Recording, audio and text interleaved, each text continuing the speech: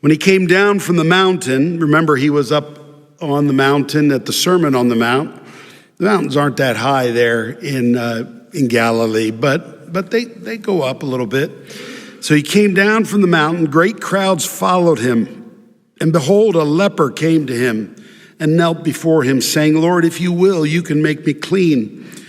And Jesus stretched out his hand and touched him, saying, I will, be clean. And immediately his leprosy was cleansed. And Jesus said to him, see that you say nothing to anyone, but go, show yourself to the priest and offer the gift that Moses commanded for a proof to them. You know that leprosy is still around today, right? There are some 170,000 cases in the world in some 120 countries, and there are 225 cases every year in the U.S. Who knew? I didn't know that. But we don't think about it very much because it's a curable disease today. It doesn't inspire the fear that it inspired in the first century. Because you can just it's a bacteria and you can take an antibiotic or something. I don't know what you give to it. I'm not going to go there, but you give something to it and it goes away. And it's a contagious disease, but it's not contagious in the sense that it's airborne or anything. It has to do with bodily fluids. But what I read was that when you take the medicine, you're not contagious anymore. So again, it's not the scary thing that it was way back when. But it's a disease that causes lesions on the skin. And in those areas where the lesions are, you'll eventually lose feeling. And sometimes if it's the extremities, they fall off or they get deformed. And it can cause muscle weakness and nerve damage and upper respiratory complications and eye complications. It's a very debilitating disease if you don't deal with it. Now here's the one that surprised me. The incubation period for this, you can get it and it can go dormant, is 6 months to 20 years. You can have been exposed to it 20 years ago and get it. It was on the internet. It must be true.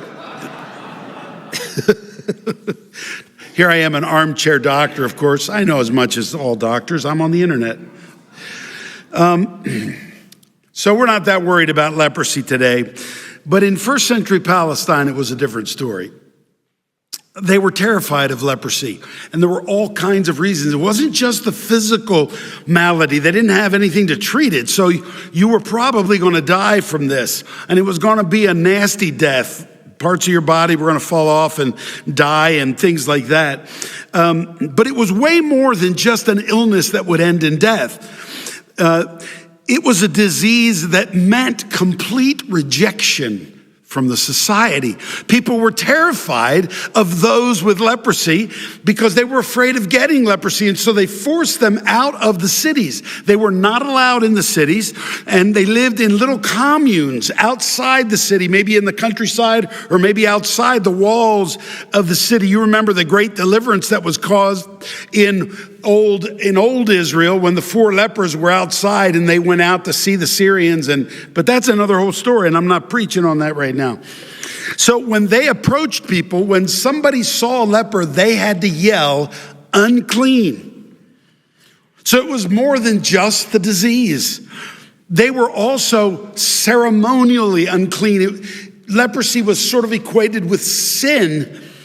And they were not allowed into the temple to sacrifice because they weren't allowed into the city. They had to stay out. So they were always religiously unclean. It was kind of a death sentence of sorts. Maybe not physical death right away, but certainly social death. And in fact, people who had relatives with leprosy acted as if their relative had died. But think about life for a leper. They couldn't be employed. They scrounged for food.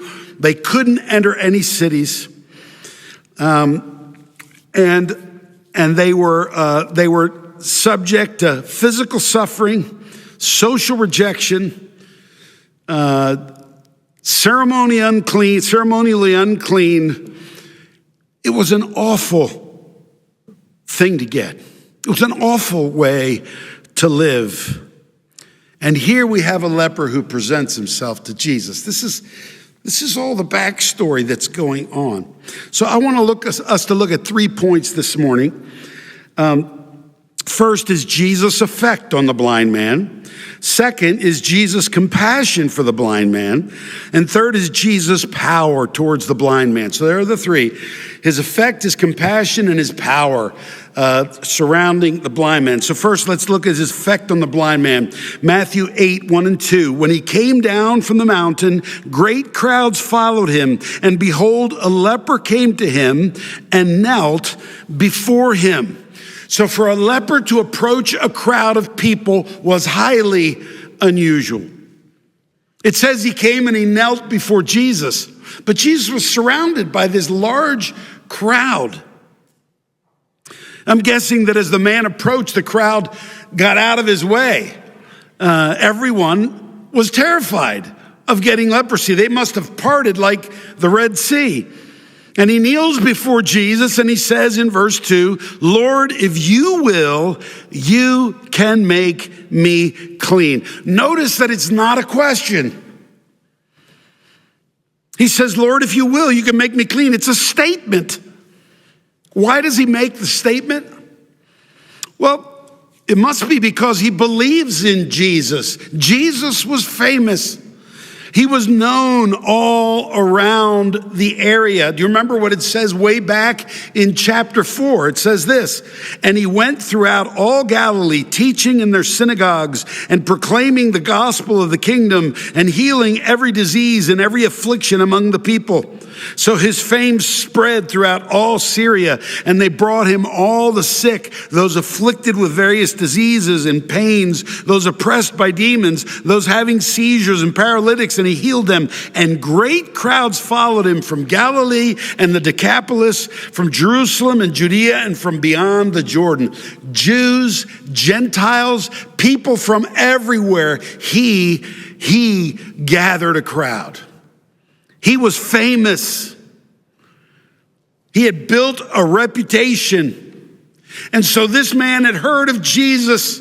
It wasn't a reputation for nothing. He was going to go to Jesus. It didn't matter how big the crowd, not his leprosy, not his uncleanness, not the crowd. No one or nothing was going to keep him from Jesus because he believed that Jesus could heal him. I wonder about us. Do we believe in the power of Jesus? Well, of course, we talk about Jesus and we worship Jesus when we come to church. But as I was saying earlier, often church becomes more about the sermon or the music of the people up front. We're here, spectators, we're watching the thing, and we go home and we say, well, that was good, or that was just okay, or that was, there were some wrong notes there, or the preacher could have landed the plane a lot sooner than he did. Yeah, there we go. This is what we tend to think about, right? But I wonder if we come to church on Sunday expecting Jesus to do something because we actually believe in his power.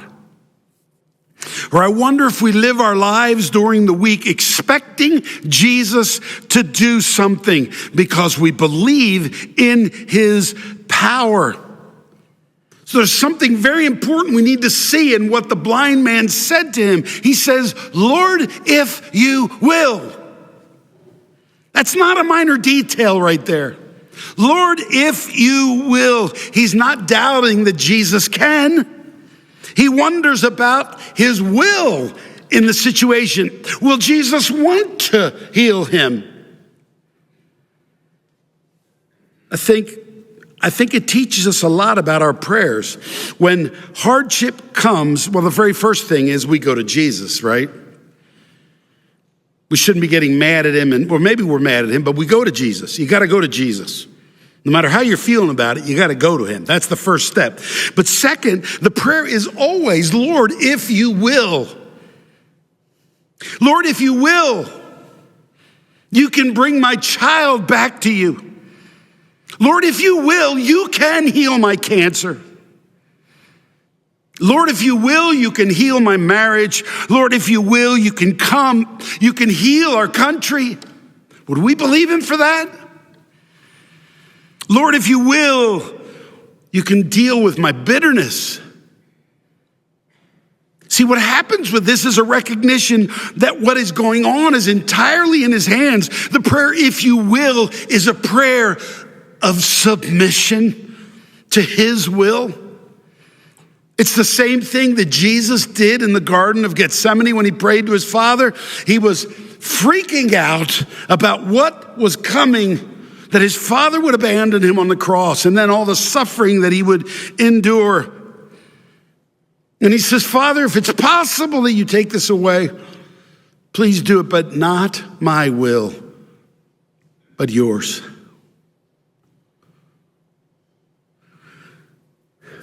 It's actually a key element in Christianity. And we actually don't do this very well.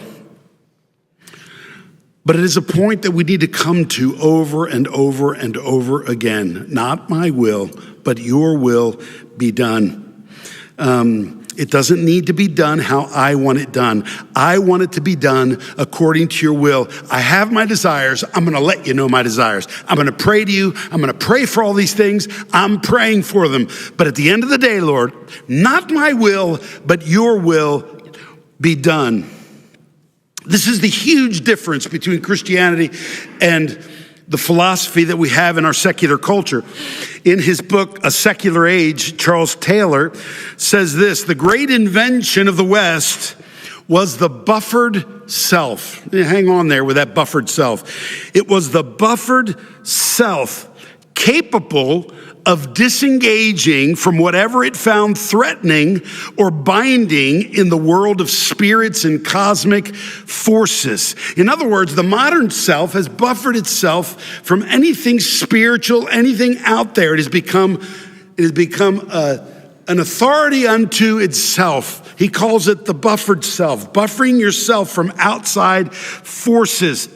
So no longer do people think that gods and demons and heaven and hell or spiritual forces are a reality. And so what has been the result? Well, Taylor tells us this: the buffered identity is the one that is essential to the modern notion of the self. It is the self which is able to see itself as invulnerable, as master of the meanings of things for it. Invulnerable. The only question is whether it's true or not. I think we all know deep down we're not the masters of our own fate.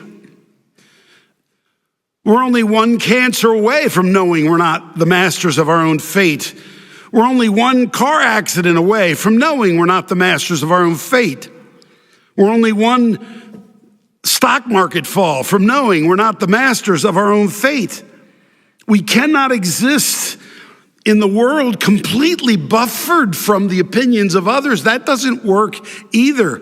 We cannot possibly go it alone. If we look at it logically, it doesn't seem like it's possible. So what Christianity is telling us is that we are not alone. And we are not islands, and we are not the center of the universe, but we have a loving God who directs our steps, sometimes in very difficult ways, but always with our good in mind. And the call for all Christians is submission. As the song says, yes to surrender. Yes to your plan for me. Why? Because he knows all things and he loves us beyond what we know. This is Jesus' effect on the blind man. If you will, you can make me clean. Number 2, Jesus' compassion for the blind man. So what's the first thing that Jesus does in verse 3? And Jesus stretched out his hand and touched him. So there were so many reasons not to touch a leper, right? It made you unclean. If you touched a leper, he was unclean. And if you touched him, it made you unclean. It was dangerous because the disease was contagious. It lowered your status. If people saw you touching a leper, they would automatically think less of you. And people might actually shun you, because if you touched a leper, they'd be afraid you got something. They don't want to touch you. So if there was one thing you did not do, you didn't even get near a leper, let alone touch him. And Jesus reaches out his hand and touches him. While working in India, Dr. Paul Brand, who pioneered the modern treatment for leprosy, once laid his hand on a patient's shoulder, and then through a translator, he informed the man about the treatment that lay ahead. And to his surprise, the man began to shake because he was sobbing. He was sobbing.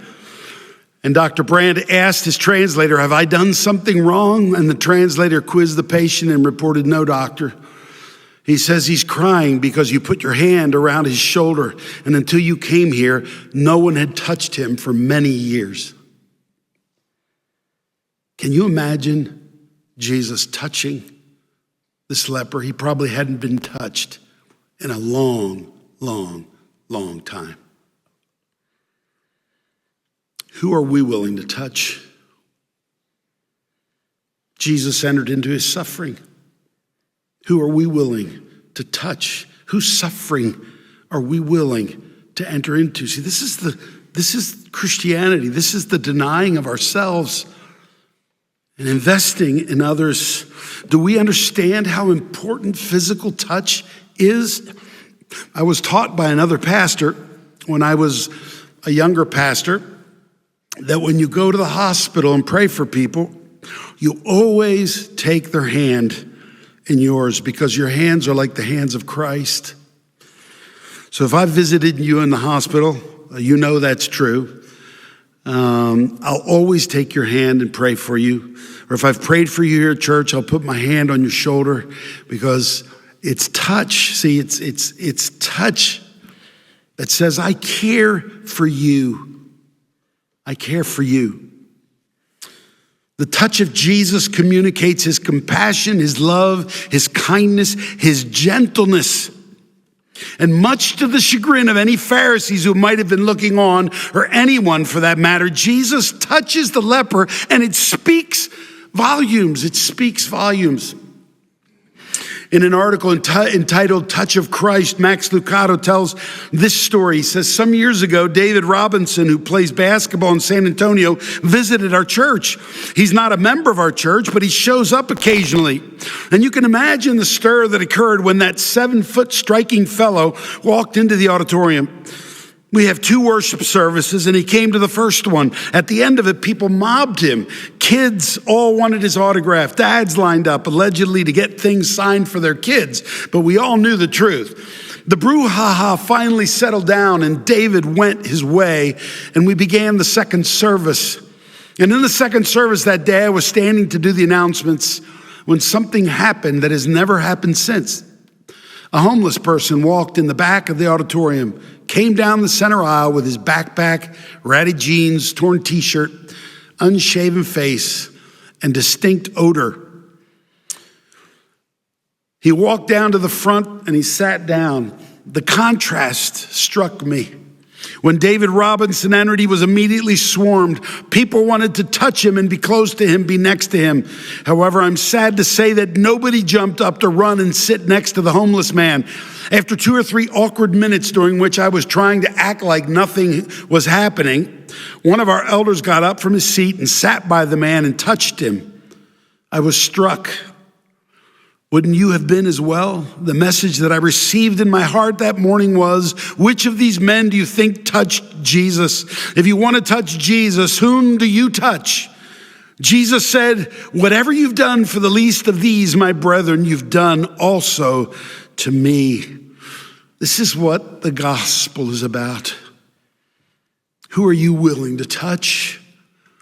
Who am I willing to touch? Jesus touches the leper, though he was unclean, and Jesus touches us, though we are unclean as well. were no less unclean. Point number 3, Jesus' power towards the blind man. So Jesus touches him, but he does something else. He says in verse 3, and Jesus stretched out his hand and touched him, saying, I will. Jesus will you. I will. Be clean. And immediately his leprosy was cleansed. Jesus heals him. So Jesus has deep compassion for the man, and he tells him that, yes, it is his will. So let's take this part by part. Jesus clearly shows that he's God here. It's one of the things he wants to show. It's one of the things that Matthew wants us to see. He gives us the genealogy at the beginning to show that he comes from the line of David, that he's the king. But here he's trying to show us that he is clearly God. Jesus doesn't say if it's my Father's will, nor does he pray for the Holy Spirit to come down and do something. He just simply says, I will, and he's clean.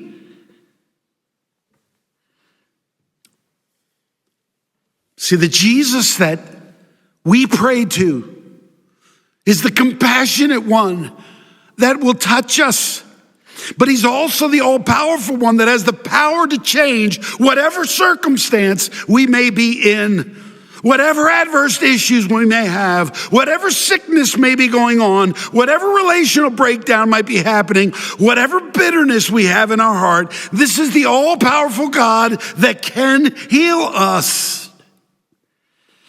But there's a catch. It must be according to his will. It's got to be according to his will. Let's face it, we have many plans. We cry out to him all the time to fix this or to fix that. We want him to step in and heal this person or heal that person. We cry to him to heal Ruth Clayton and to heal Lily Kay, who has cancer in Texas. There are so many things we would like to change. But if this passage teaches us anything, it teaches us that it is his will that matters. Why would that be? Well, it's because he sees the whole picture. He knows what we need. He knows the beginning from the end, and he has our best in mind. Here's the thing about his power. He promises, here's the power thing that he promises every single time. He promises to get us home safely. You got that? He promises to get us home safely. He promises us an eternity with him. We can take that to the bank. Now that's power. And he promises to do a work in us. Philippians 1:6, and I'm sure of this, that he who began a good work in you will bring it to completion at the day of Jesus Christ. He knows what it will take. And so often it takes hardship to bring us back, to rip our fingers off the clutch that we have with our modern world and our own plans and our own desires and our own comfort and our own entertainment and our own vacation and our own things. We've got it gripped so tightly, and sometimes he has to break a couple of fingers so that we can get our clutches off of these things and turn our eyes onto him. This is why he brings hardship sometimes into our lives. But he knows the beginning from the end, and his promise is he's going to get us home safely. The leper would never have run after Jesus the way he did if it weren't for his leprosy. It's his leprosy that made him come face to face with Jesus. I can look back on my life and see that most of what I've learned that has been of any value at all has been through the dark times and the hard times, because it's then that you know that Jesus is there if you're running to him.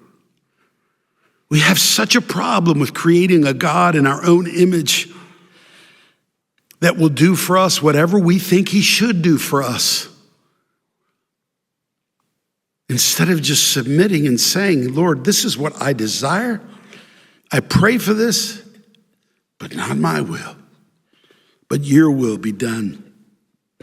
We have created gods in our own image, but he tells us in Isaiah 55, for my thoughts are not your thoughts, neither are your ways my ways, declares the Lord. For as the heavens are higher than the earth, so are my ways higher than your ways, and my thoughts than your thoughts.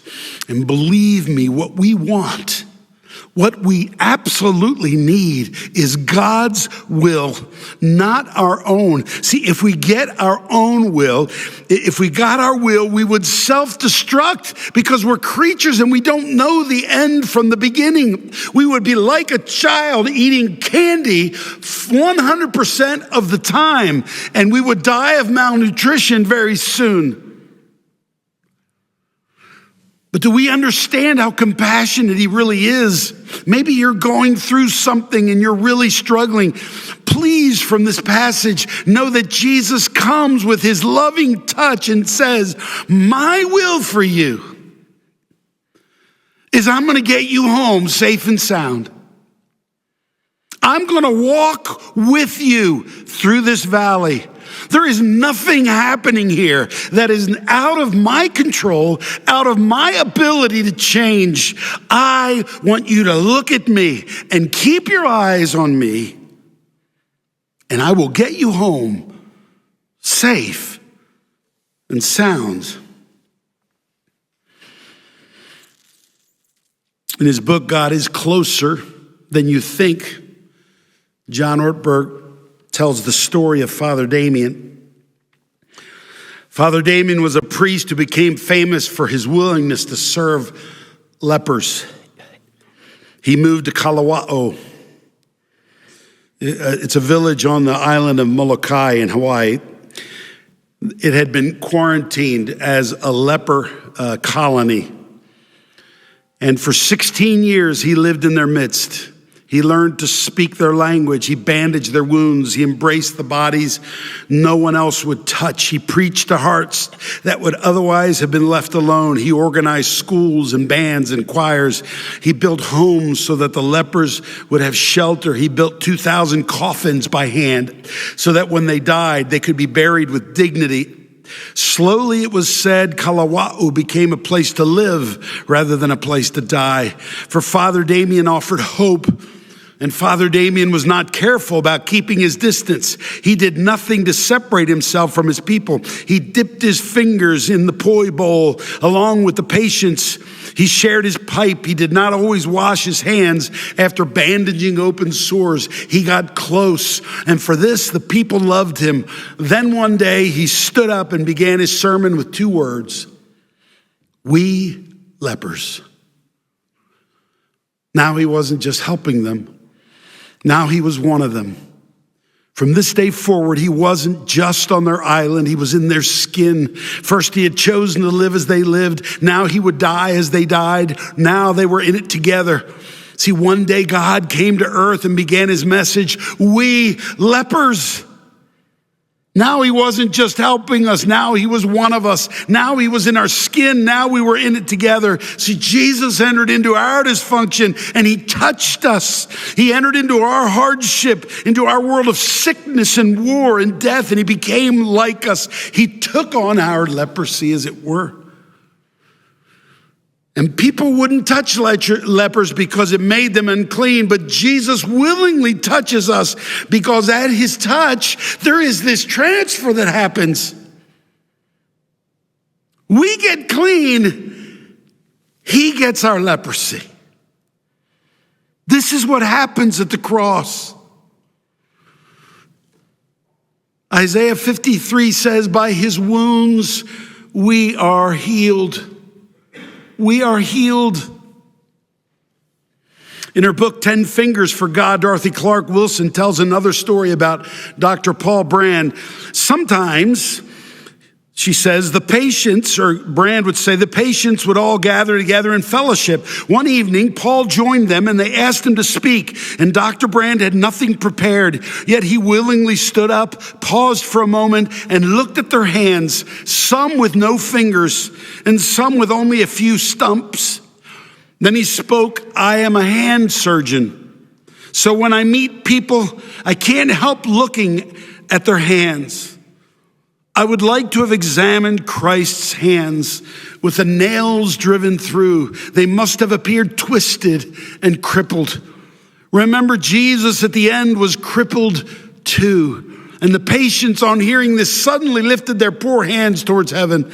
Hearing of God's response to suffering had made their suffering easier. Can you imagine Jesus, who still has the nail prints in his hands and maybe disfigured hands for eternity, so that we can remember what he went through for us?